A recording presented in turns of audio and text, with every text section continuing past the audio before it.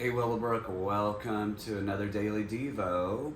We have been studying the preparation of Moses to lead God's people out of Egypt. So much going on here. God appearing to Moses in the burning bush, God bringing Aaron along to go with Moses.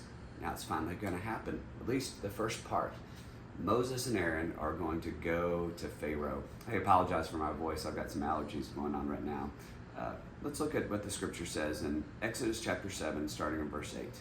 The Lord said to Moses and Aaron, when Pharaoh says to you, perform a miracle, then say to Aaron, take your staff and throw it down before Pharaoh, then it will become a snake. Oh, does this sound familiar? Remember when Moses heard from God in the burning bush and Moses was scared? He had that fear of failure. What did God do? This is one of the tools he gave him. God allowed him to see this miracle beforehand. So Moses and Aaron, they may be scared to go up and speak to Pharaoh, but they do know that this is going to work. Moses has seen this firsthand. They're about to do it right now.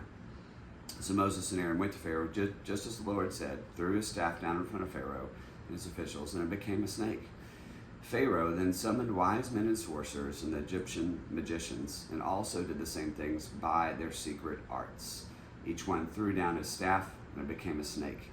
But Aaron's staff swallowed up their staffs. I love this. Hey, this is weird that the Egyptian sorcerers were able to do the same miracle. We don't know exactly how that happened. We do know that there are demonic powers, there are false deities that are work, but they always fall short of our God. And this is a great example. They did this miracle, but their miracle literally got ate up by God's miracle. Our snake ate their snake. You would think that Pharaoh would be moved by this, but no, we know he's not going to be. Why? Because God has predicted over and over and again that Pharaoh's heart will be hardened. So what happens?